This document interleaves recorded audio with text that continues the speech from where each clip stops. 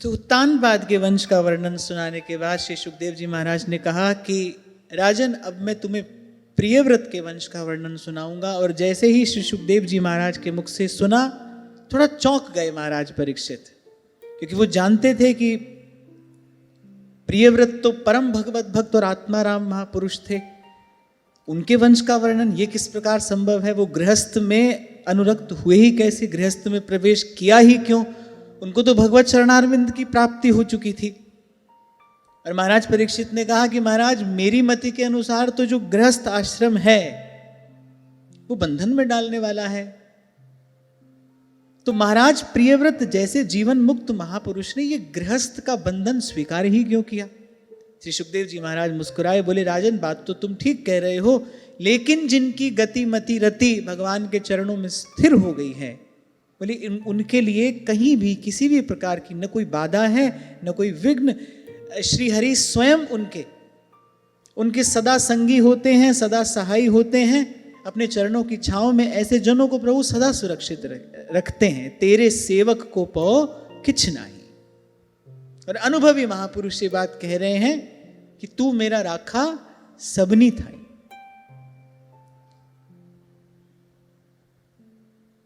फिर भी महाराज परीक्षित ने कहा, लेकिन मेरे मन में संशय उत्पन्न हुआ है, आप ये सब बात मुझे विस्तार से समझाइए।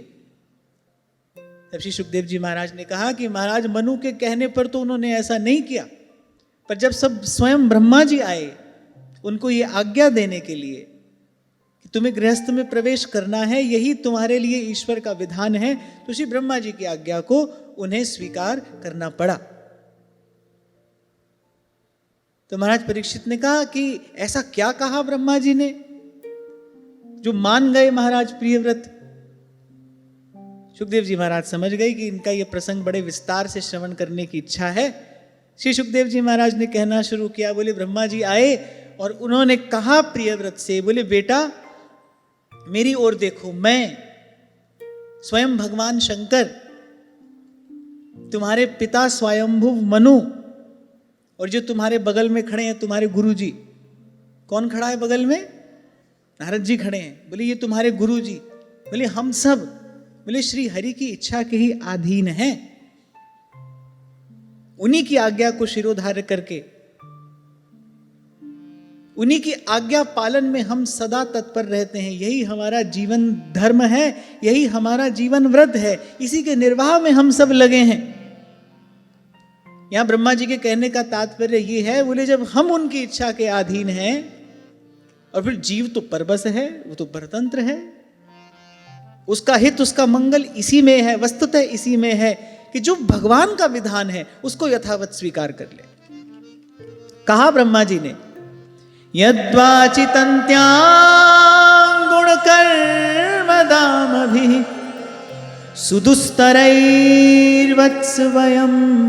सुयोजिताः सर्वे वहामो बलिमीश्वराय प्रूतानसीव द्विपदे चतुष्पदः।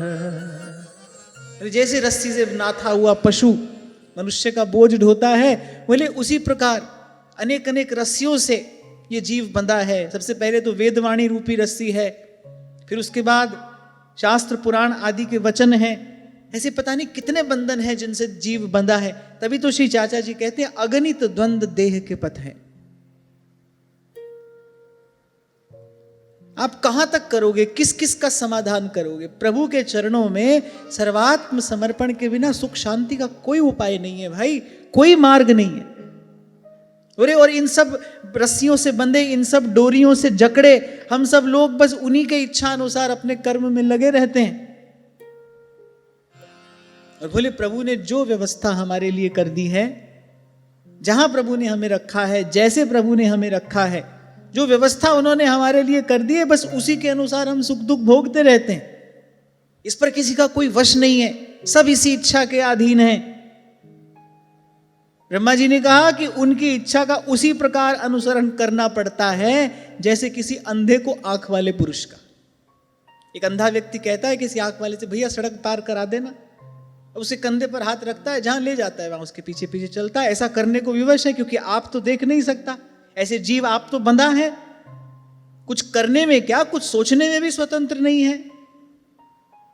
संतों के जीवन में सुख कहां से आता है? संतों के जीवन में इस सिद्धांत को बदलकर सुख नहीं आता है, इस सिद्धांत को स्वीकार करके सुख आता है। वो इस सिद्धांत को ज्यों का त्यों मान लेते हैं। जो करावे सोई करना, जो करावे सोई करना,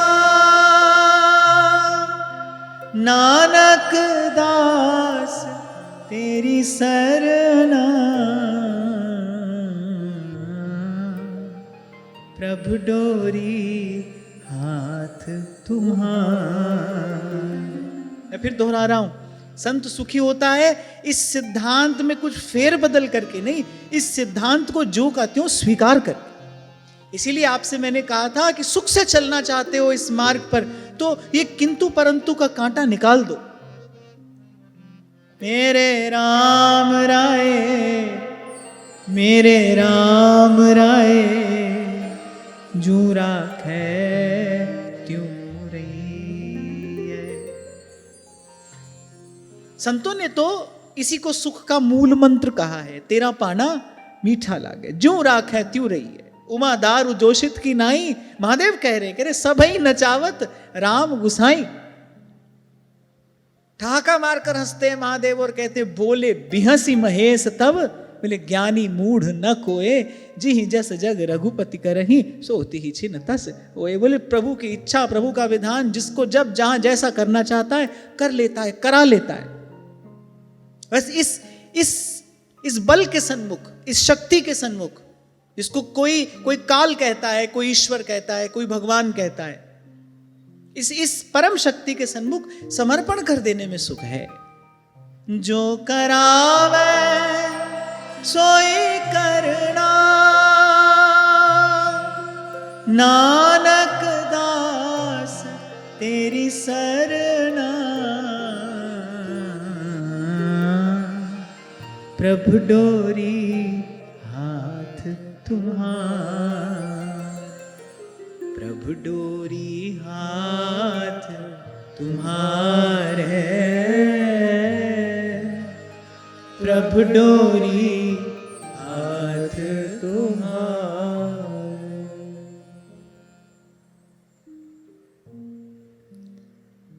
मुक्तो पितावद् बिभ्रियात् स्वदेहमारब्धमश्नन् अभिमान शून्यः, यथानुभूतं प्रतियात निद्रः, किं त्वन्य देहाय गुणान्न वृंक्ते। बोले प्रारब्ध का भोग तो भाई जीवन मुक्त महापुरुष को भी स्वीकार करना पड़ता है। जिसने मुक्ति पाली है, जो जीते जी मुक्त हो गया है, उसके बाद भी जितना प्रारब्ध है, जैसा प्रारब्ध है, उसको भी स्वीकार करना पड़ेगा, माने भोगना भुगतना पड़ेगा। पर अभिमान शून्य हो जाने के कारण फिर उसको सुख दुख लगता नहीं, क्योंकि वो द्वंद्व मुक्त हो गया है। मुक्ति किसको कहते हैं? जो द्वंद्व से मुक्त है वही तो मुक्त है। वो जीवन मुक्त हो गया है, फिर सुख दुख उसको भासता नहीं, सुख दुख उसको बांधता नहीं, सुख दुख के कारण उसको राग द्वेष नहीं होता। पर जो शरीर का प्रारब्ध है ना भाई, वो तो रहता है। और ऐसा तो प्राय देखने में आता है, बड़े बड़े संतों के जीवन में यह स्थिति देखने में आई है। भगवत प्राप्त महापुरुष, लेकिन शरीर का प्रारब्ध समय पर आकर उपस्थित हो जाता है। इसीलिए ध्रुवदास जी कहते हैं, बिच बिच सुख दुख देह के है आवत अनियास, पर भजन पंथ ते डिगहु जिन मन में राख हुलास।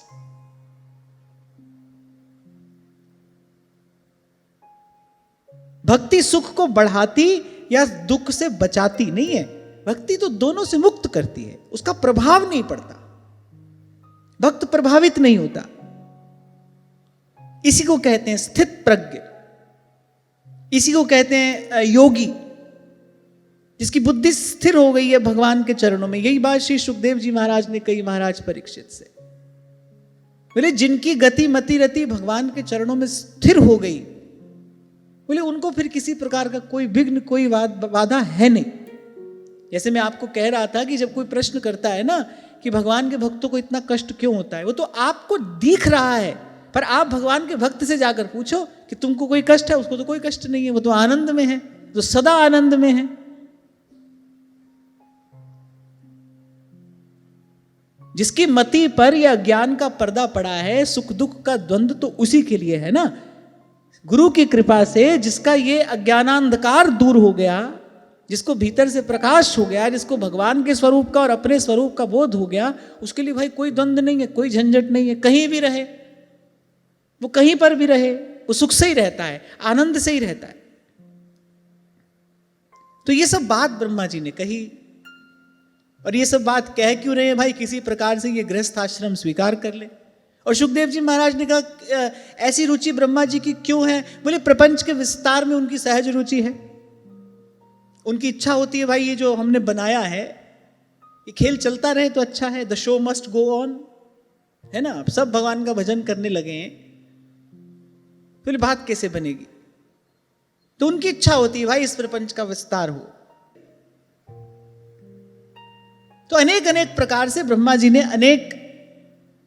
अनेक बातें प्रियव्रत के सामने कही, जिससे किसी भी प्रकार से ये हमारी बात मान ले और गृहस्थ में प्रवेश कर जाए।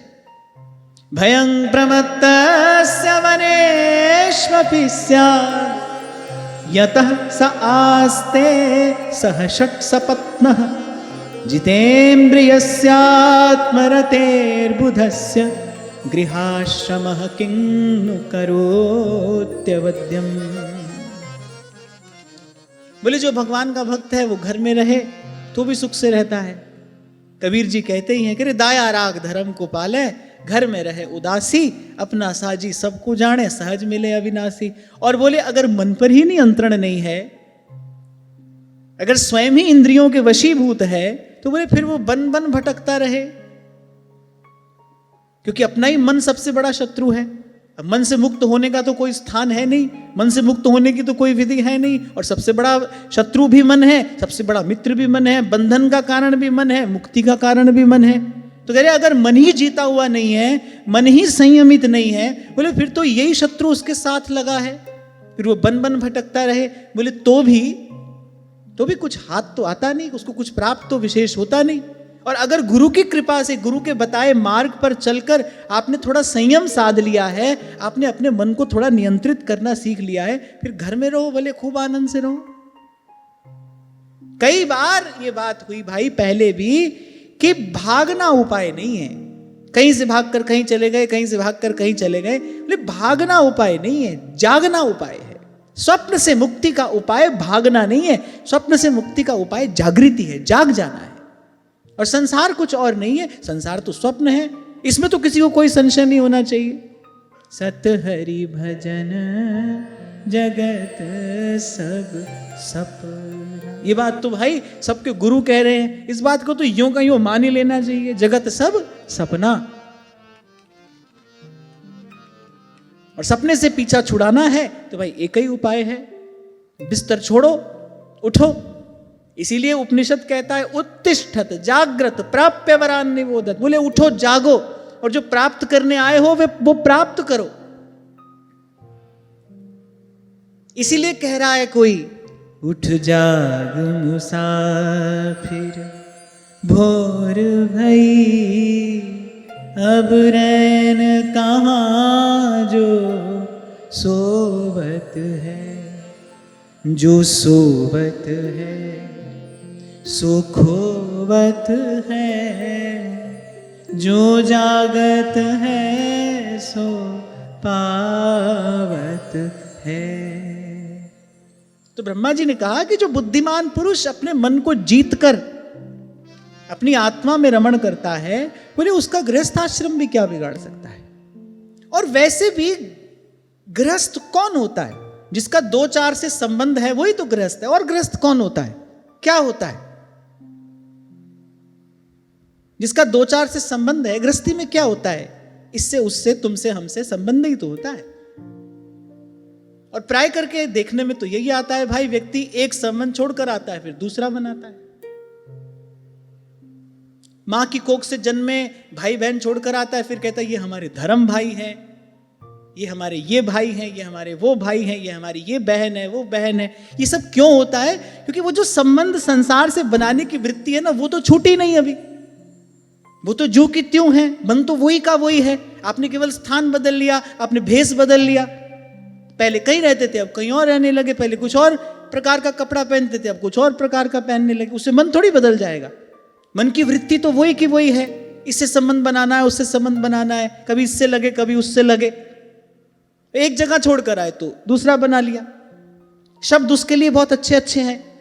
ये हमारा गुरु भाई है, ये हमारी गुरु बहन है। अरे गुरु भी जीवन में भाई बहन बनाने के लिए आया है क्या? एक बार बुद्धि लगाना चाहिए।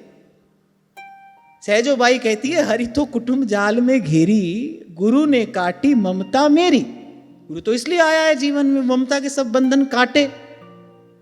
वो कहां पहुंचाए तुमको कि मैं अपना मन हरिसों जोड़ो और हरिसों जोर सवन सो तोड़ो।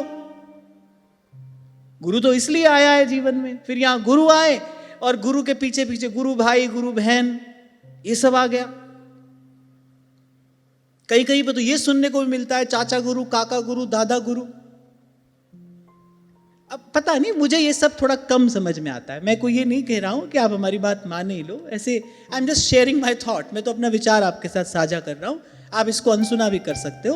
हाँ, पर मुझे थोड़ा ये कम समझ में आता है। मुझे लगता है गुरु जीवन में आया है किस लिए? जो कार्य हम अपने बल से नहीं कर पा रहे थे। क्या कार्य नहीं कर पा रहे थे? सबके ममता ताग बटोरी, मम पद मन ही बांधी बरडोरी। ये कार्य जो हम अपने बल से नहीं कर पा रहे थे, ये गुरु अपने बल से कराता है, अपनी विद्या से कराता है। उसके पास विद्या है, युक्ति है, जिस युक्ति से इस संसार से मुक्ति होती है। फिर हम वहां भी वही सब करने लगे। उसका कारण क्या है? उसका कारण कुछ और नहीं, क्योंकि मन नहीं बदला। तभी कबीर कहते हैं, माला फेरत जुग भया, फिर पर फिरा न मन का फेर। मन वैसा का वैसा, वही का वही, जू का त्यों। तब कह रहे हैं, कर का मन का डार दे, मन का मन का फेर। और मन का फेरने का तात्पर्य यहां से क्या है? वो जो मेरापन है ना हमारा, ये मेरा, ये मेरा, हम इसके, ये जो मेरा तेरा है, मैं और तो मोर तोर तय माया, वो जो मेरा तेरा करना है ना, वो संसार से नहीं, भगवान से करना है। अगर मेरा तेरा करना ही है तो फिर प्रभु से, प्रभु मैं आपका हूं, आप मेरे हैं। तो खैर यहां ये बात कही गई, अगर गुरु की बताई युक्ति से, गुरु की दी विद्या से किसी ने अपने मन को जीत लिया है, किसी ने अपने मन को संयमित कर लिया है, बोले फिर उसका गृहस्थ आश्रम भी क्या बिगाड़ सकता है?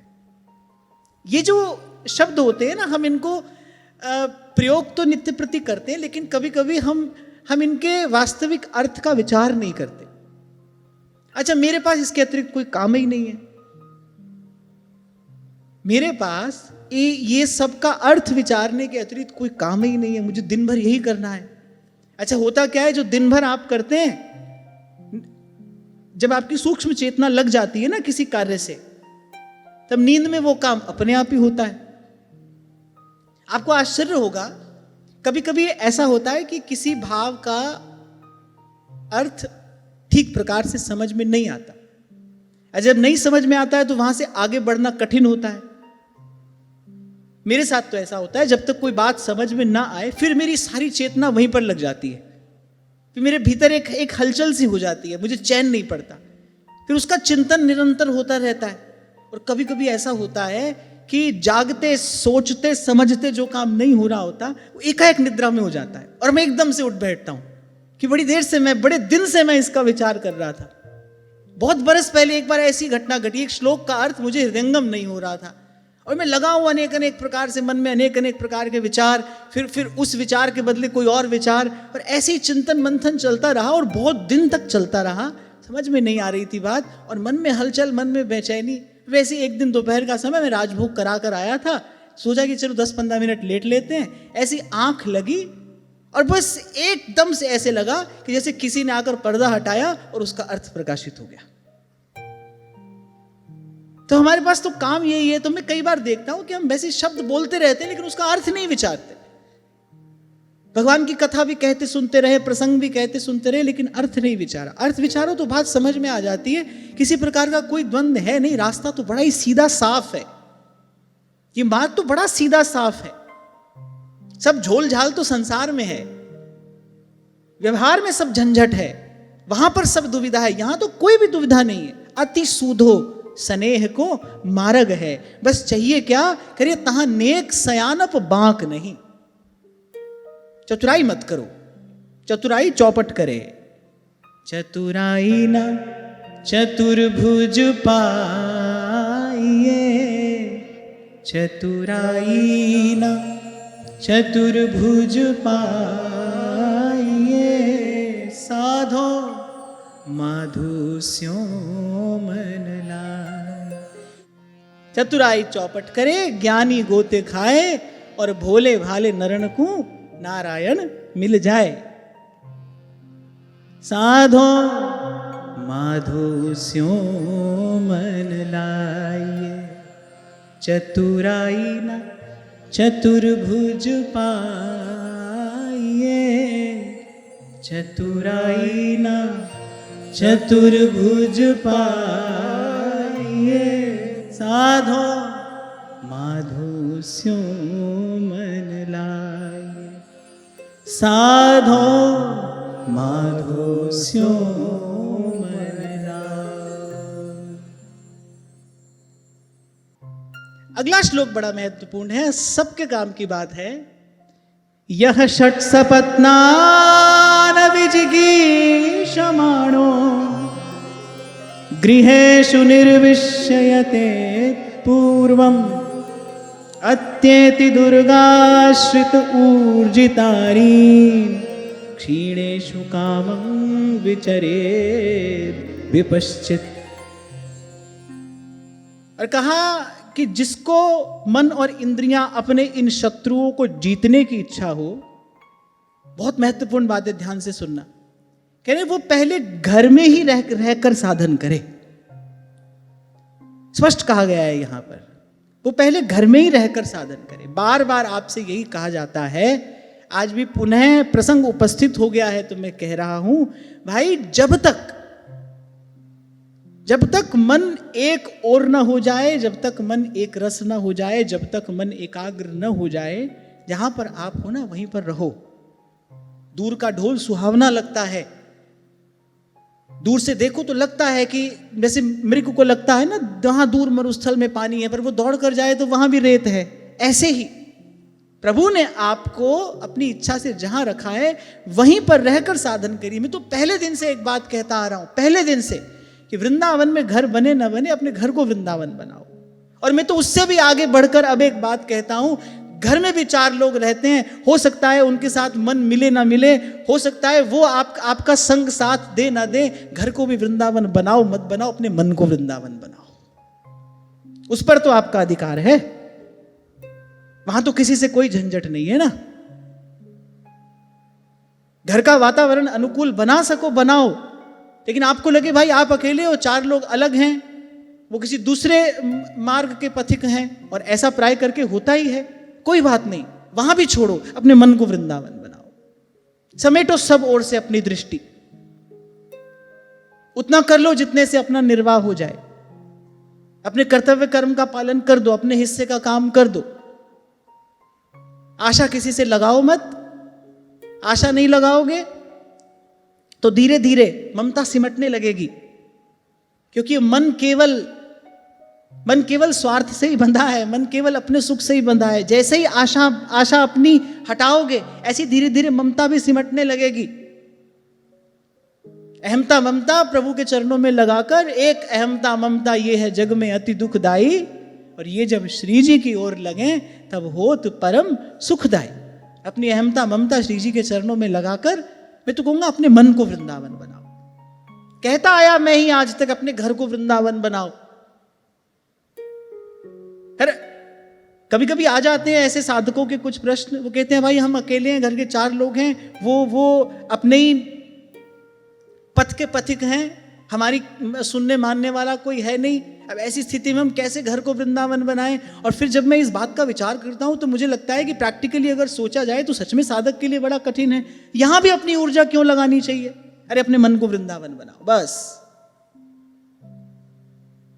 और परिष्कृत जीवन शैली हो आपकी। और एक बात फिर दोहरा रहा हूं और आगे बढ़ता हूं, भरसक प्रयास करोगे ना तब थोड़ी सफलता मिलेगी। जब आप भरसक प्रयास करोगे तब आपको थोड़ी सफलता मिलेगी। पर ये सब कर कौन पाएगा भाई? जिसका लक्ष्य निर्धारित है, जिसको मिलना है प्रभु से, जिसको फिर आना नहीं है यहां पर, जिसको द्वंद्व में नहीं पड़ना है, जिसको अपना कल्याण करना है, जिसको इस जीवन मरण के दुष्चक्र से मुक्त होना है, जिसको राग द्वेष अहमता ममता के इन बंधनों से सदा सदा के लिए मुक्त होना है, जिसको भगवान के चरण रूपी परम विश्राम चाहिए, ये वही करेगा और वही कर पाएगा। तो ब्रह्मा जी ने कहा कि जिसको मन इंद्रियां इन सबको जीतना हो, इनका निरोध करना हो, बोले वो पहले घर में ही रहकर उनको वश में करने का प्रयत्न करे। और बड़ा सुंदर उदाहरण दिया, बोले किले में सुरक्षित रहकर लड़ने वाला राजा अपने प्रबल शत्रुओं को भी जीत लेता है। अभी विवाह नहीं हुआ हो तो सर पर माता पिता हैं, उनका कुछ भय संकोच लज्जा होती है। इस प्रकार अगर आप विचार करें ना तो घर में लज्जा संकोच मान मर्यादा इन सब के कारण कभी कभी हम अनर्थ से बच जाते हैं। माता पिता के संकोच के कारण, घर की मान मर्यादा के कारण, कुल परंपरा के कारण अनेक अनेक बातें होती हैं, हम कई बार अनर्थ से बच जाते हैं। तो बोले जब तक जीवन संयमित न हो जाए, यहां कहने का तात्पर्य क्या है कि जब तक जीवन संयमित न हो जाए तब तक तो घर में रहना अच्छा है। ये बात हमने बहुत संतों के मुख से भी सुनी। ये बालक जब यहां पर आए तो शायद प्रातस्मरणीय श्री मलुक पीठ वाले महाराज जी के पास गए। उनके पास गए तो उन्होंने उनके चरणों में प्रार्थना की, महाराज जी हम भजन करना चाहते हैं। महाराज जी ने कहा भजन करना है तो बहुत अच्छी बात है, बड़ा शुभ संकल्प है। जब इनकी अवस्था देखी, आज से शायद 10 बरस पहले की बात होगी, कि अवस्था देखी तो इनको देखकर इतना कहा, बोले लेकिन माता पिता की सेवा करते हुए भजन करना, माता पिता के संग रहकर भजन करना। अगर हम इसका विचार करें तो ठीक भी है। जब तक आप सही अर्थों में, जब तक आप सच्चे अर्थों में साधक नहीं हो जाते तब तक तो भाई वहीं रहना ठीक है। और वैसे भी मुझे लगता है कि बहुत सारी ऐसी चीजें हैं जो हम साथ में रहकर भी सीखते हैं। क्षमा, दया, त्याग, अपने हिस्से का सुख है जो उसको सैक्रिफाइस करना किसी के लिए, अपने किसी परिवार के संबंधी के लिए, अपने परिवार के लिए अपने सुख का त्याग करना, ये एक साधक की उन्नति कराता है। बाहर से तो हो सकता है आप कुछ छोड़ रहे हो, बाहर तो हो सकता है आपको लगे आपने अपने हिस्से की चीज छोड़ दी, लेकिन एक साधक के रूप में ये आपकी उन्नति कराता है। साधक के रूप में ये आपको और सुंदर बना रहा है। और ये ऐसी सारी व्यवस्था घर में सहज ही हो जाती है। घर में कितनी बार आपको अपने हिस्से का सुख सैक्रिफाइस करना ही पड़ता है, कभी घर के किसी व्यक्ति के लिए, कभी घर की किसी स्थिति के लिए।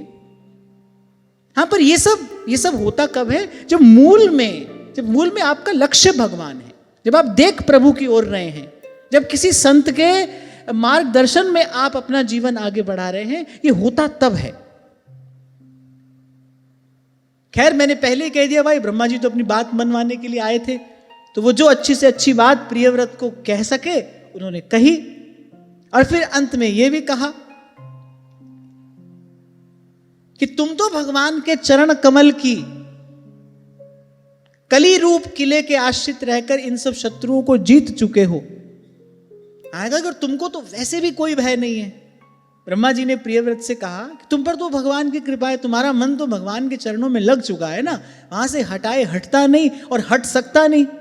और भगवान भी किसी को एक बार स्वीकार कर ले फिर उसका त्याग करते नहीं। तो तुम तो अब सब प्रकार से निर्भय हो, भगवान तो तुमको अपना चुके हैं, तो तुमको तो गृहस्थ में प्रवेश करने से कोई कोई भय नहीं होना चाहिए, तुमको इस प्रकार संकोच नहीं करना चाहिए। खैर ब्रह्मा जी ने सब बात कह के राजी कर लिया प्रियव्रत को। अंत में बात यहां पर आती है, ब्रह्मा जी ने तैयार कर लिया प्रियव्रत को।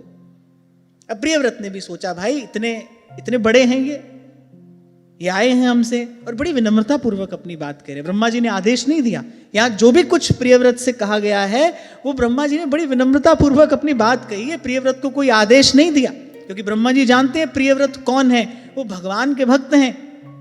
यदि उनकी आज्ञा ना भी माने तो प्रियव्रत को कोई दोष नहीं लगेगा। जैसे भगवान वरदान श्राप से मुक्त होते हैं, ऐसे ही जो भगवान को प्राप्त कर चुके हैं भगवान के वो भक्त भी इस द्वंद्व से मुक्त होते हैं, उनको किसी प्रकार का कोई भय नहीं होता। लोमश ऋषि ने काकभुसुंडी जी को श्राप दिया, यदि वो चाहते तो अस्वीकार भी कर सकते थे और बदले में श्राप भी दे सकते थे। उनके पास ऐसी सामर्थ्य है, क्योंकि लोमश ऋषि ने अकारण आवेश में आकर श्राप दे दिया। उल्टे हुआ क्या, लोमश ऋषि का तो पुण्य बल क्षीण हुआ, लेकिन काकभुसुंडी भगवान के भक्त हैं, और भगवान का भक्त अर्थात मेरे राम राय, मेरे राम राय जू राखे त्यों रही। भक्त अर्थात उसको इतना दृढ़ विश्वास है कि मुझ तक मेरे प्रभु के अतिरिक्त और कोई आ ही नहीं सकता। प्रभु श्राप के रूप में आए, प्रभु वरदान के रूप में आए, पर मुझ तक तो मेरे प्रभु ही आए हैं। भूखा नाहर गरज रहा है श्री मीराबाई सा के महल के द्वार पर, वो ड्योढ़ीदार जो सशस्त्र ड्योढ़ीदार जो खड़े थे वो भी भाग गए। महल के भीतर हाहाकार मच गया। अरे बाईसा सुबह सुबह का समय था, वो ठाकुर जी को धराने के लिए बैजंती माला बना रही थी, और जब माला बनाई हाथ में थाल और एक हाथ में अमनिया, और जब भाई साहब अपने कक्ष से बाहर आई तो देखा हाहाकार मचा है। पूछा क्या हुआ, तो वो जो सखियां सहचरियां थी उन्होंने हाथ पकड़कर भाई साहब को भीतर कक्ष में ले जाने का प्रयास किया। भाई साहब ने कहा कोई बताओ तो सही हुआ क्या है। किसी ने कहा वो दुष्ट राणा जी ने आज भूखा नाहर भेज दिया है, ड्योढ़ीदार भी भाग गए हैं। भाई साहब हंसने लगी, बोले अरे मेरे महल में भूखा नाहर कहाँ से आएगा, अरे बोले नृसिंह भगवान आए होंगे। और वो द्वार तक जाकर अपने हाथ से जो अमनिया था वो उस भूखे नाहर को खिला रही हैं, प्रभु की भावना करके। मेरी कुंज में मेरे गिरधर गोपाल के अतिरिक्त और कौन आएगा, कौन आ सकता है, क्यों व्यर्थ चिंता कर रही हो। और फिर यदि कुछ ऐसा है भी, उनका उत्तर यही होता था, यदि कुछ ऐसा है भी तो मेरे गिरधर गोपाल कहीं चले गए हैं क्या। मीरा के प्रभु समर्थ स्वामी, अरे मेरे स्वामी समर्थ हैं, मुझे छोड़कर कहीं चले थोड़ी गए हैं। चिंता भय बोले इसका तो कोई भी कारण नहीं। और फिर संसार जानता है ये सब घटनाएं, तो संसार ने अपनी आंख से देखी हैं। कोई सत्ययुग या त्रेता की घटना तो है नहीं। एक मुसलमान फकीर लिखता है बाईसा की ये जीवन घटना देखकर, कह रहे घड़ा पक्का था, ये घड़ा पक्का था, यकीन मान कच्चा था, पर इश्क मीरा और शाम वाला सच्चा था। मिली मौत से गले वो जब हंस के, जिंदगी करीब हो गई।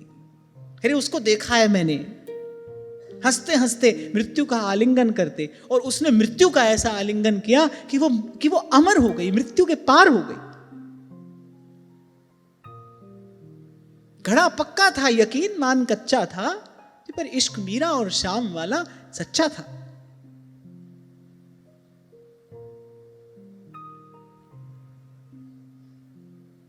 कहां से आई थी ये बात? हाँ, हम ये कह रहे थे कि ब्रह्मा जी ने आज्ञा नहीं दी, ब्रह्मा जी ने विनम्रता पूर्वक अपनी बात की, और यदि ब्रह्मा जी आज्ञा देते तो भी प्रियव्रत ना कर सकते हैं। तस्मिन् तज्जने भेदा भावात, नारद जी भक्ति सूत्र में कहते हैं, जो भगवान को प्राप्त हो गया है वो तद्रूप हो गया, जानत तुम्हें हो जाए, उसमें और भगवान में कोई भेद नहीं है। जो सामर्थ्य भगवान की है वही सामर्थ्य भक्त की भी है, और भगवान तो कहते हैं हमसे अधिक है। एक आध काम ऐसा भी है जो हम नहीं कर सकते, वो यही कर सकते हैं। बोले भूले भटके जीव को सन्मार्ग पर यही ला सकते हैं। मोते अधिक संत करी लेखा, राम ते अधिक राम करी दासा।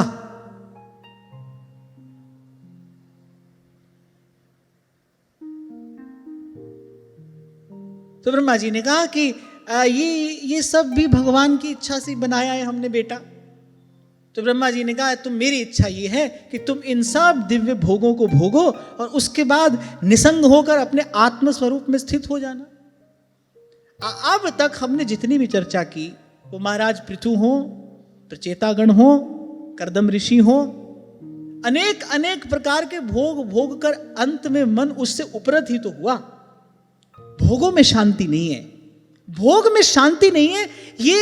ये बात अब तक समझ आ जानी चाहिए। इतने प्रसंगों पर हमने यहां चर्चा की और एक से एक पुण्यात्मा, एक से एक धर्मात्मा, एक से एक तपस्वी, एक से एक पुरुषार्थी, एक से एक समर्थ, सप्तद्वीपवती पृथ्वी का एक छत्र सम्राट, और सब कुछ कर लेने के बाद मन में वही अपूर्णता है, मन शांत नहीं हुआ, मन को तृप्ति लाभ नहीं हुआ। इसलिए नारद जी कह रहे वो प्राप्त करो, यं लब्ध्वा अपमान अमृतो भवति सिद्धो भवति तृप्तो भवति। जिसको प्राप्त करके कोई जरा मृत्यु से पार हो जाता है, जिसको प्राप्त करके कोई अंतःकरण की शुद्धि रूपी परम सिद्धि प्राप्त करता है, जिसको प्राप्त करके कोई तृप्त होता है, यज्ञात्वा मत्तो भवति स्तब्धो भवति आत्मा रामो भवति। अपने काम की तो यहां ये बात है, हम तो यहां से ये समझ लें भाई, ऐसे ऐसे दिव्य भोग भोगने वालों को भी शांति नहीं मिली। शांति तो भगवान के ही चरण में जाकर मिली, प्रभु की शरण में ही विश्राम पाया है। और फिर इनके पास तो भाई लाख करोड़ वर्ष का समय था। इनको तो पहले सांत्वना मिल चुकी है, आश्वासन मिल चुका है कि जाओ तुमको कोई भय नहीं है। हम तो भाई उसी चक्की में पिस ही रहे हैं, हमारे पास ये सब सुविधा नहीं है। हमारे लिए तो मार्ग क्या है, तीव्रेण भक्ति योगेन यजेत पुरुषम परम। हमारे लिए आज्ञा क्या है, यही डरई डरप हरिवंश हित जिन अब भ्रम ही गुण सलिल पर, और जिही नाम निमंगल लोक तिहु सुहरि पद भज। और महाप्रभु कह रहे न विलंब कर, हमारे पास समय नहीं है इतना। हमको तो यहां से इस कथा से क्या शिक्षा लेनी है भाई, भोगों में शांति नहीं है। और कल भी मैं आपसे कह रहा था, भोग के नाम पर भी हमारे पास में क्या है, संसार की शुद्र तुच्छ वस्तु ही तो है। आप देखो इनके पास अलौकिक भोग पदार्थ हैं, और उन अलौकिक भोग पदार्थों को भोगने की सामर्थ्य है। कलयुग का मनुष्य तो जरा जीर्ण है,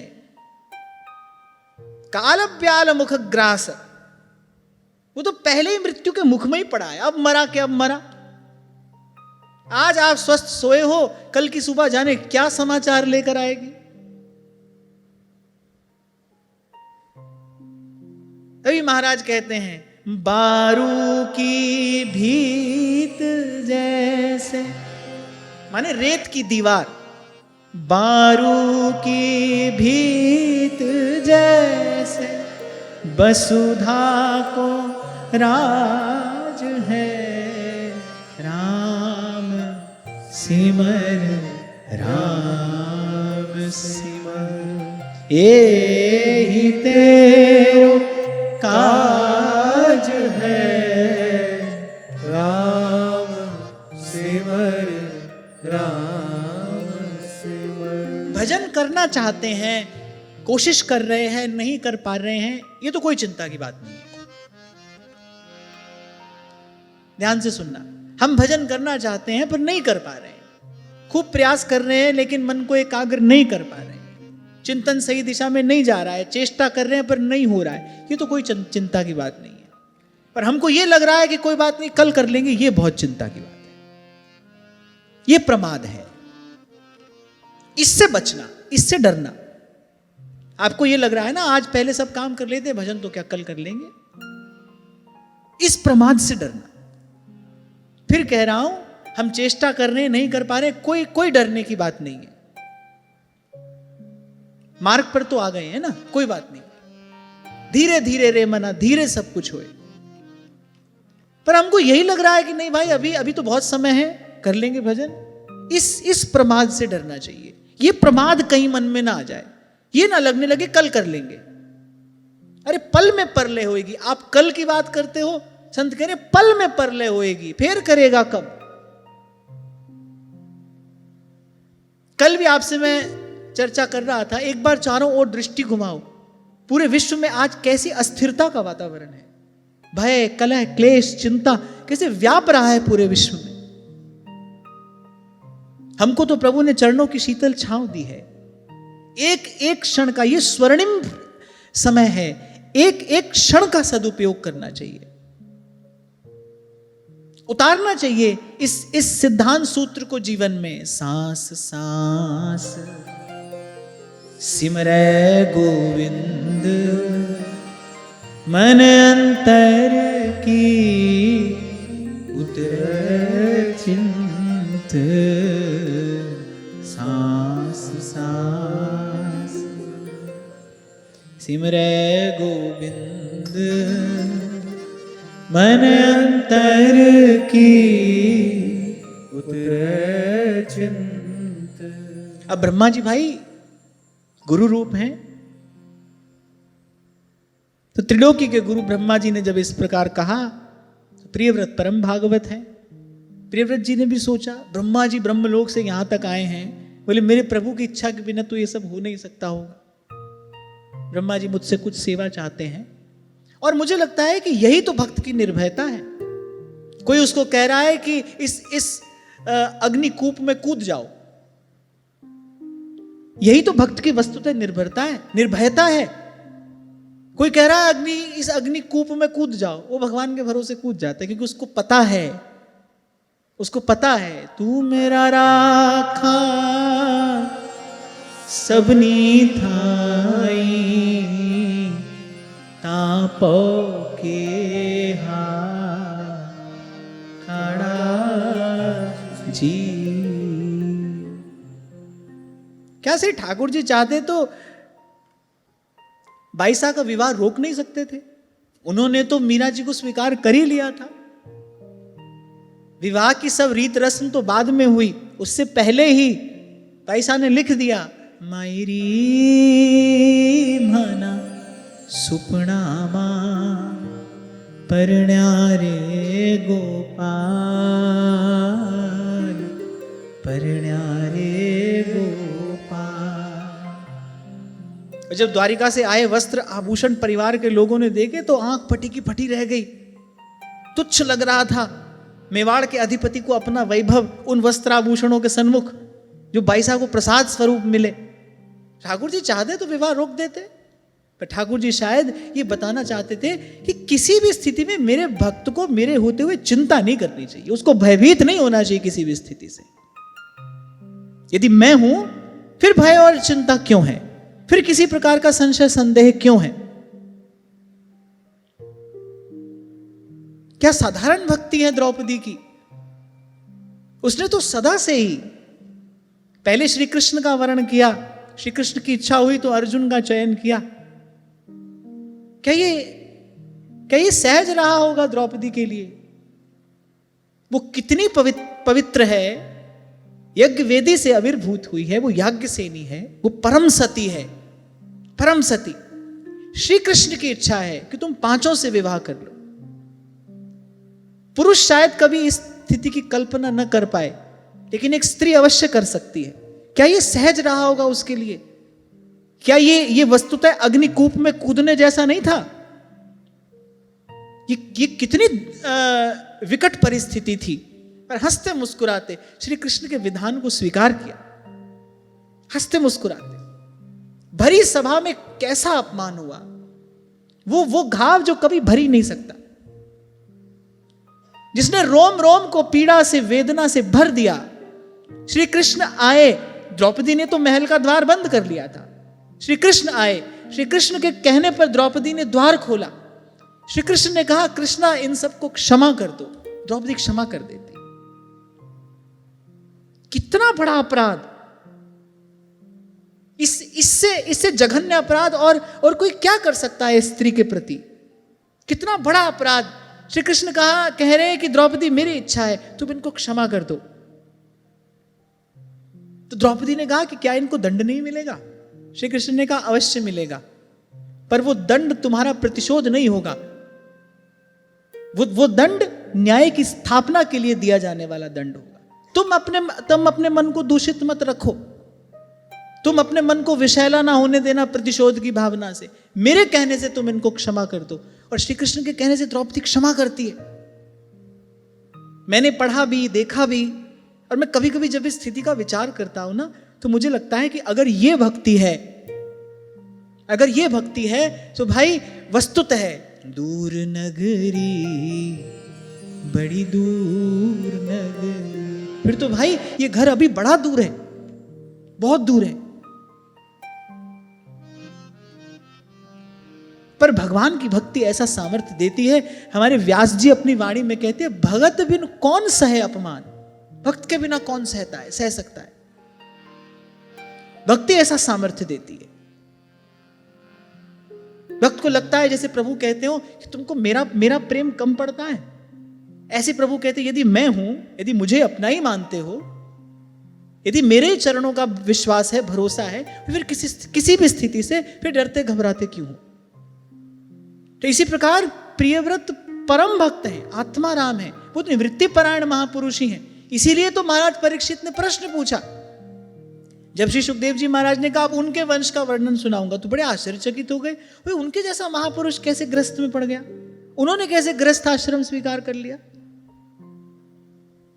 पर इसमें कहीं ना कहीं भगवान की इच्छा रहती है कि संसार देखे कि जब मेरी भक्ति कि गोद में कोई जीव बैठा होता है, फिर उसको किसी भी प्रकार के विघ्न, किसी भी प्रकार के उत्पात से भयभीत होने की चिंता नहीं है।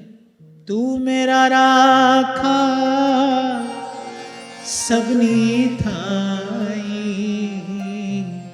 तापो के हार काड़ा जी,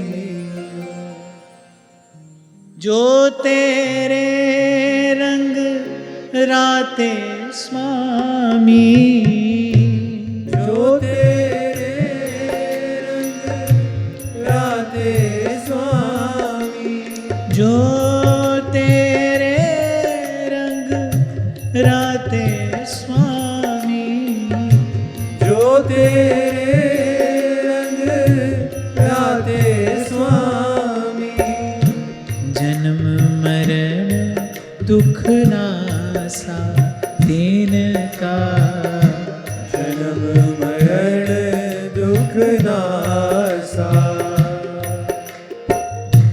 तेरी बख्शना मिटे कोई, तेरी बख्शना मिटे कोई, तेरी बख्शना मिटे कोई, तेरी बख्शना मिटे कोई, सतगुरु का दिलासा,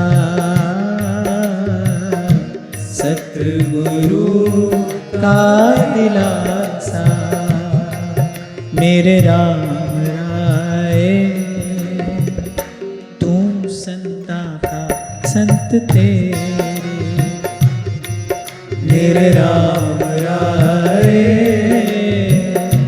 तू संता का संत तेरे, तेरे सेवक को किछ नाही, तेरे सेवक को किछ नाही, तेरे सेवक को किछ नाही, तेरे सेवक को किछ नाही, जमुना आवे रे, जमुना आवे रे, मेरे राम राय तू संता का संत थे, मेरे राम राय तू संता का संत थे।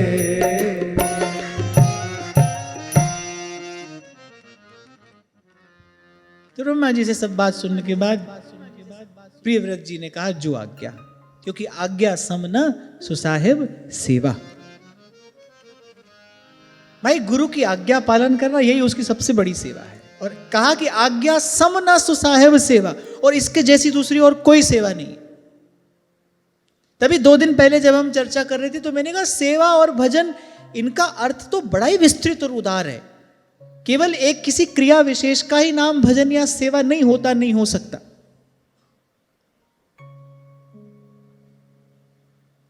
और मुझे लगता है कि वस्तुतः आज्ञा पालन जैसी और कोई दूसरी सेवा है भी नहीं। इसलिए गोस्वामी जी कह रहे कि आज्ञा समना सो साहिब सेवा। अब सब करो, खिला भी रहे हो, पिला भी रहे हो, भेंट दक्षिणा भी दे रहे हो, पर बात ही नहीं मान रहे हो, तो फिर कैसी सेवा हुई भाई?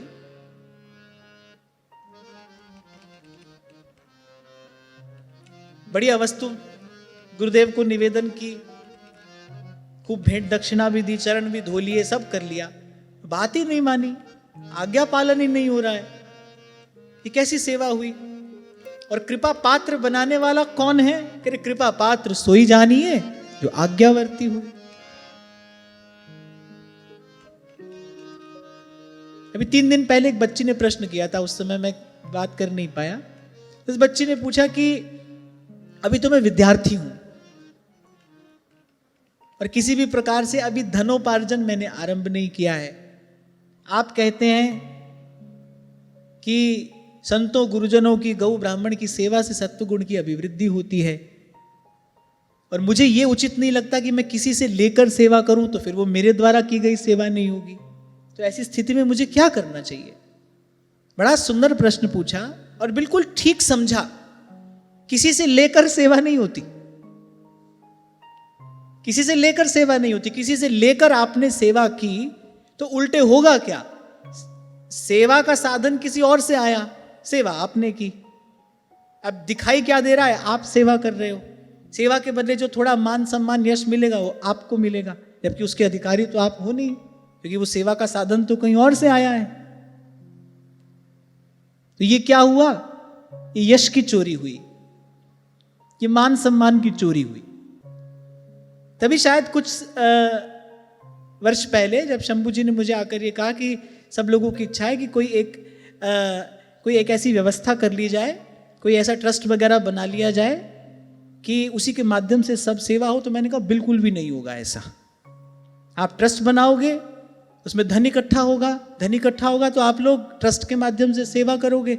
अब जहां सेवा होगी सबको लगेगा भाई हम सेवा करें, जबकि हम तो कर नहीं रहे।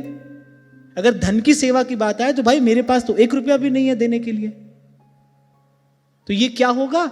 ये धन की चोरी नहीं होगी तो ये मान सम्मान की चोरी होगी। मैंने कहा नहीं भाई, हमको इस सब में नहीं करना है। हमको कार्य दिया है प्रभु ने कि आप यहां से सत प्रेरणा दीजिए।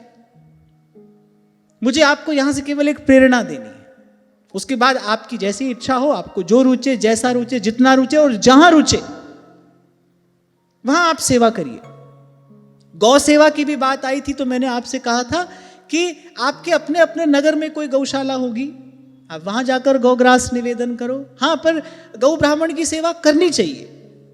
अगर आपके पास थोड़ा साधन है तो ये सेवा होनी चाहिए, इससे सत्वगुण की वृद्धि होती है।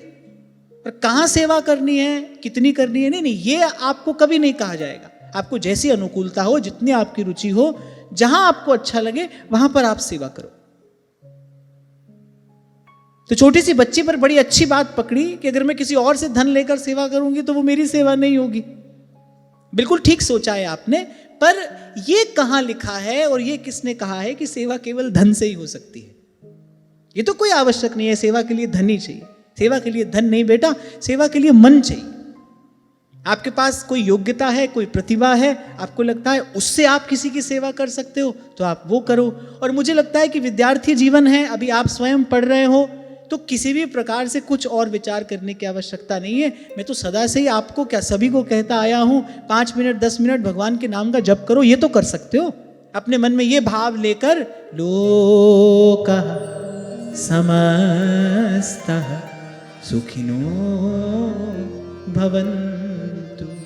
बड़ी बात यह है कि सेवा सेवा हो, उसमें निष्कामता हो, उसमें अभिमान शून्यता हो। पहली बात तो हम नहीं कर रहे, कोई करा रहा है गुरुजनों की कृपा से।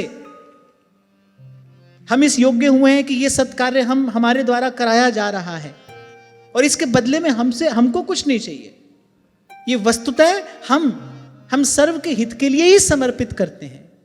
कहकर बैठो, अपनी करुणा का जल तू बहा दे, कर दे पावन हर एक मन का कोना।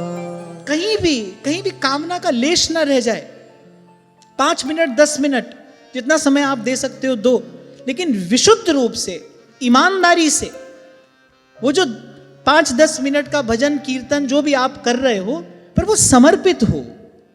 किसके लिए? सब सोहित निष्काम, वो सर्व के हित के लिए समर्पित हो। आप देखो आपका मन कैसे बदलता है। आप देखो धीरे धीरे अंतःकरण शुद्ध होने लगेगा। ये साधारण सी दिखने वाली क्रिया पर बड़ा दिव्य प्रभाव जीवन में लाती है। छोटा सा मंत्र होता है, पर देखो देवता उसके अधीन होता है। मंत्र जपते जपते देवता को प्रकट होना पड़ता है, देवता मंत्र के अधीन होता है। और आगे जाओ, छोटा सा नाम, भगवान का नाम है ना, राम कह लो, कृष्ण कह लो, हरि कह लो, भगवान अधीन है उसके। तभी व्यास जी कह रहे, व्यास नाम सम नाम है, नाम समान न कोय, कह रहे नामी ते प्रगट्यो यद्यपि तदपि गर्वो होए। तो उस बच्ची से मेरा यही कहना है कि ऐसा कभी नहीं सोचना कि धन होगा तो सेवा करेंगे। सेवा धन से नहीं होती। और मुझे तो लगता है कि सब प्रकार की सेवाओं में केवल धन से की गई सेवा सबसे साधारण है। जो केवल धन से की जाती है वो सेवा सबसे साधारण है। बल्कि धन से की जाने वाली सेवा तो बड़ी देर से शुद्ध करेगी। उससे अच्छा है आपके पास कोई योग्यता है, प्रतिभा है, अपने घर में, अपने घर के आसपास परिवेश में किसी को थोड़ी देर पढ़ा सकते हो तो पढ़ा दो, किसी को शिक्षा दे सकते हो दे दो। कुछ भी नहीं कर सकते तो कम से कम इतना करो। बड़ी बात है कि सेवा का भाव हमारे जीवन में रहना चाहिए। ये लाता है जीवन में परिवर्तन। और मैं कहकर आगे बढ़ रहा हूं, ये साधारण सी दिखने वाली क्रिया पर बड़ा अद्भुत परिणाम जीवन में लेकर आती है। तो बड़ी दृढ़ता पूर्वक मैं कह रहा हूं यहां से, क्योंकि अपने ही जीवन का अनुभव है। दिव्य परिवर्तन आता है जीवन में। तो कुछ ना कर सको तो इतना करो, अवश्य करो, सदा करो, करते रहो। अपने जीवन में अनुकूलता हो, प्रतिकूलता हो, प्रसन्नता हो, प्रारब्धवश कोई दुख है, पर इसको मत छोड़ो। सेवा का भाव स्थिर रहे हमारे जीवन में। गुरुजनों की कृपा से ये जो बीज पड़ा है, इसको सींचते रहना। इस वृक्ष पर अमर फल आता है। इस वृक्ष पर अमर फल आता है, और अमर केवल प्रेम है। प्रेम का फल लगता है इस वृक्ष पर। सेवा बना देती है आपको भीतर बाहर से उस योग्य पात्र बना देती है सेवा। और उसमें भी जब सेवा इस निष्काम भाव से की जाए तो कहना क्या है। तो आज्ञा समन सुसाहिब सेवा, जो आज्ञा। प्रियव्रत ने ब्रह्मा जी की बात स्वीकार कर ली, गृहस्थ में प्रवेश किया। अब वो तो भगवान के भक्त भी हैं, भगवान का आशीर्वाद भी है, और सब देवता उनके अनुकूल भी हैं। और ब्रह्मा जी की प्रसन्नता का तो कहना ही क्या। भाई हमारी आज्ञा मानकर, ये तो परम भगवत भक्त हैं, इनको कोई आवश्यकता नहीं थी, फिर भी हमारी आज्ञा मानकर, हमारा मान करते हुए, हमारा सम्मान करते हुए उन्होंने गृहस्थ में प्रवेश किया। वो भी बड़े प्रसन्न हो गए। सुख आनंद की वर्षा हो रही है उनके राज्य में। अनेक प्रकार के दिव्यतम भोग, अद्भुत सामग्री उपलब्ध है। और यहां तो ये लिखा है कि 11 अर्बुद वर्षों तक उन्होंने पृथ्वी का शासन किया। पर फिर अंत में फिर यहां कहा, बोले सत्संग करते ही रहते थे। गुरु कौन है? नारद जी हैं। जिसके गुरु नारद जी हों वो कैसे भटक सकता है। अच्छा, नारद जी तो वैसे भी आप भी चैन से बैठने नहीं देते, और अपने चेला को तो बिल्कुल नहीं बैठने देते होंगे। थोड़ा इधर उधर होने लगे, बोले अरे उठ भजन कर, चल भजन कर। तो आते जाते रहे, सत्संग होता ही रहता है। एक दिन नारद जी के चरणों में बैठे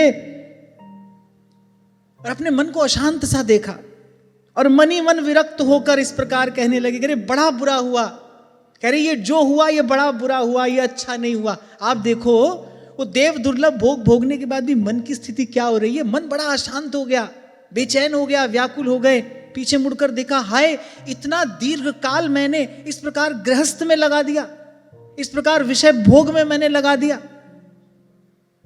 और कहने लगे कि मेरी विषय लोलुप इंद्रियों ने मुझे इस अविद्या जनित अंधकूप में गिरा दिया। कह रहे बस बस बहुत हो गया, अरे मैं तो स्त्री का क्रीड़ा मृग ही बनकर रह गया। यही लिखा है। महाराज प्रियव्रत कह रहे अपने गुरुदेव से, गुरु से तो मन की बात कहनी चाहिए ना, अपने गुरुदेव से कह रहे हैं, कह रहे स्त्री का क्रीड़ा मृग बनकर रह गया, बंदर की भांति उसने मुझे नचाया। अपने आप को बार बार धिक्कारने लगे, धिक्कार है धिक्कार है। आप जैसा समर्थ गुरु मिला, आपने मुझे भगवत उपासना की विधि बताई, भगवान के चरणारविंद का दर्शन मैंने किया, और बोले उसके बाद भी मैं इस विषय कूप में आकर गिर गया। अरे कोई मूढ़ कोई अज्ञानी इसमें आकर गिरे, बोले तब तो बात साधारण है, पर मेरे जैसा, जिसको आप जैसा गुरु मिला, भगवान के चरण कमल मिले, बोले वो आकर इस अंधकूप में गिरा। अपने आप को धिक्कारने लगे, बहुत बुरा भला कहा। गुरुदेव ने देखा कि भाई अब समय आ गया है, अब इनका विवेक पूर्ण रूपेण जागृत है, और ब्रह्मा जी की आज्ञा का पालन भी हो गया है, उनकी संतति से भर गई पृथ्वी, यही ब्रह्मा जी चाहते थे। बोले ब्रह्मा जी की आज्ञा का पालन भी हो गया है और इनका विवेक भी अब पूर्ण रूपेण जागृत है। बोले इनको अब किसी भी प्रकार से एक क्षण के लिए भी यहां रखना संभव नहीं है। नारद जी मुस्कुराए। महाराज प्रियव्रत जो चाहते थे, गुरुदेव ने मन की बात जानकर आज्ञा दे दी, और कह रहे हैं अपनी सब रानियां, साम्राज्य, लक्ष्मी, कह रहे मृत देह के समान उसका त्याग कर दिया। मृत देह के समान उसको छोड़कर हृदय में वैराग्य धारण करके और भगवान की लीलाओं का चिंतन करते हुए नारद जी के बतलाए मार्ग पर बोले पुनः दृढ़ भाव से चलने लगे। अब देखो, थोड़ी देर पहले जो आपसे कह रहा था, अपने को इस कथा से क्या सीखने को मिलता है, यही सीखने को मिलता है भाई, सब कुछ करके भी आना तो यही है। दो बात यहां है, एक तो भोगों में निरी अशांति है, मन के अनुकूल हुआ तो राग हो जाएगा, नहीं हुआ तो द्वेष हो जाएगा, कामना पूरी नहीं होती तो फिर क्रोध उत्पन्न होता है, बुद्धि भ्रमित हो जाती है, बुद्धि नाश हो जाता है, क्योंकि क्रोध घोर तमोगुण है, बुद्धि नष्ट होती है। फिर उस भ्रमित बुद्धि से व्यक्ति गलत निर्णय लेता है और फिर पुनः जन्म और मृत्यु के इस प्रपंच में आकर पड़ता है। तो मन के अनुकूल हो तो राग हो जाएगा। ये बिल्कुल वैसी बात है, प्यार किए मुख चाटी है और बैर किए तनहान। आपने कोई विषय भोगा, जैसा सुख आपने सोचा था वैसा सुख मिला, तब उसको दोबारा भोगने की इच्छा होगी, और पहली इच्छा से प्रबल इच्छा होगी। ये ध्यान रखना, जैसे जैसे आप विषय का भोग करते जाएंगे वैसे वैसे उसको भोगने की इच्छा बलवती होती जाएगी। मूढ़ मनुष्य को यह लगता है कि मैं भोग कर शांत होकर बैठ जाऊंगा, भोगने से वो भोग वासना और प्रबल होती है और बलवती होती है, और बलात् हठात खींच कर ले जाती है जीव को। तो अगर सुख मिला तो बंधन है, दुख मिला तो द्वेष होगा, क्रोध उत्पन्न होगा, बुद्धि भ्रमित हो जाएगी। किसी भी प्रकार से भाई भोग में केवल अशांति है, केवल अशांति। पहली बात तो ये, और दूसरी बात अपनी ओर देखो, भोग भोगने की शक्ति है कुछ नहीं, शरीर पहले से ही रोगों का घर है, चैन से सोया नहीं जाता, ठीक से खाया नहीं जाता, 2 घंटा ढंग से बैठा नहीं जाता, कौन सा भोग भोग लोगे? दिखाई नहीं देता है, दे रहा है, पर कलयुग का जो मनुष्य है ना, वो तो अस्पताल में ही पड़ा है, वो तो अस्पताल में ही पड़ा है। कुछ समय पहले की बात है, एक बार एक डॉक्टर कह रहे थे, 8-10 गोली हाथ में थी, बोले यही काजू बादाम है भाई। मेरे सामने कहा महाराज जी 10-12 गोली थी, बोले रोज खानी है। जो पास में व्यक्ति थे वो थोड़े घबराए, बोले घबराओ मत, दवाई नहीं है, बोले काजू बादाम है, खाओगे बढ़िया रहोगे। बोले अब ये कलयुग में यही काजू बादाम है, इसी के आश्रित जीवन है।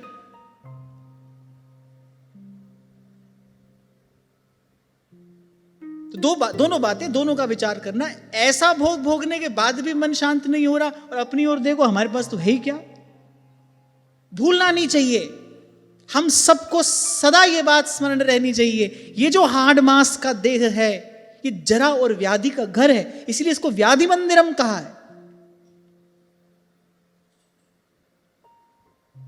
कोई नहीं है ऐसा जो ये कह दे कि मैं आज भी स्वस्थ हूं कल भी स्वस्थ रहूंगा, कोई नहीं कह सकता ऐसा। इसीलिए श्री महाप्रभु कह रहे हैं प्रपंच बंच सब काल व्याल को खायो। बोले काल व्याल इसको खाएगा ऐसा नहीं, बोले काल व्याल का खाया ही है ये तो। काल व्याल मुख ग्रास, बोले उसके मुख में ही पड़ा है। कभी अजगर को देखा है आपने? देखा है अजगर को? अजगर देखा है? देखा है। जब कोई वस्तु अपने मुख में डालता है ना, पूरी की पूरी वस्तु डाल लेता है, फिर धीरे धीरे धीरे धीरे धीरे धीरे अपना आनंद लेता रहता है। वो एक ही बार डाल लेता है, मुख में रहती है उसके। ऐसे ही इसीलिए कहा काल व्याल, जय श्री हित हरिवंश। बोले सारा जो प्रपंच है वो काल रूपी अजगर के मुख में पड़ा है, और वो धीरे धीरे धीरे धीरे धीरे धीरे इसको निकल रहा है। आप देखो जीवन ऐसा ही नहीं है, मृत्यु के मुख में पड़ा है, और धीरे धीरे धीरे धीरे तन यौवन सब कुछ धीरे धीरे धीरे करके जा ही तो रहा है, जा रहा है। काल व्याल मुख ग्रास। इन सब बातों का विचार करने से, इन सब बातों का चिंतन करने से विषय से उपरति होती है। जैसे कल किसी ने पूछा ना, भाई बार बार भोजन की तरफ मन जाता है, भोजन से जो सुख मिलता है उसका बार बार चिंतन न करो, अधिक भोजन करने से जो दुष्परिणाम है ना उसका बार बार चिंतन करना चाहिए, उससे मन हटेगा वहां से। ये जो सब बात यहां पर कही गई है, किस लिए कही गई है? भाई किसी युग में ये घटना घटी, हमको क्यों बताई जा रही है? सत्य युग में ये घटना घटी, हमको क्यों बता रहे हैं? महर्षि वेदव्यास हम सबको बैठाकर क्यों सुना रहे हैं ये बात? सीधी सीधी भगवान की कथा सुनाते, काहे को ये सब बात हमको बता रहे हैं? इसलिए बता रहे हैं भाई, इसका श्रवण चिंतन मनन करने से संसार के भोगों से उपरति होगी, संसार से वैराग्य होगा। और कहा आपसे मैंने पूर्व भी, वही साधना का पूर्व पक्ष है। पूर्व पक्ष की सिद्धि के बिना उत्तर पक्ष की सिद्धि नहीं होती। यही क्रम संत बता रहे हैं। काम कामना वासना मनते कर सब दूर, श्री राधा वल्लभ लाल भज रसिकन जीवन। अरे यहां तक कहा गया है, ये भगवान वेदव्यास कह रहे हैं, बोले राजा प्रियव्रत ने जो कर्म किए उन्हें सर्वशक्तिमान ईश्वर के अतिरिक्त कोई और नहीं कर सकता। ऐसी उनकी प्रभुता, ऐसा उनका ऐश्वर्य सामर्थ्य, और वो भी उस सब से उपरत होकर भगवान के समान सामर्थ्य कहां है यहां पर? बोले ईश्वर के सिवा कौन कर सकता है जो महाराज प्रियव्रत ने किया। ऐसा प्रभुत्व होने पर भी और मन को शांति कहां मिलती है? जाऊं कहां, जाऊं कहां, जाऊं कहां तज चरण तिहारे। दर्शन ते सुख बिन दर्शन दुख, हरि मेरो मनवा पावे। तुम देखे मेरो सूरज उगे, तुम बिछड़े छिप जावे। हरि तुम ही आंधे की लकुटिया, हरि तुम ही आंधे की लकुटिया। तुम ही जिए को चैना, हरि नैनहीन तुम नैना, हरि नैनहीन तुम नैना।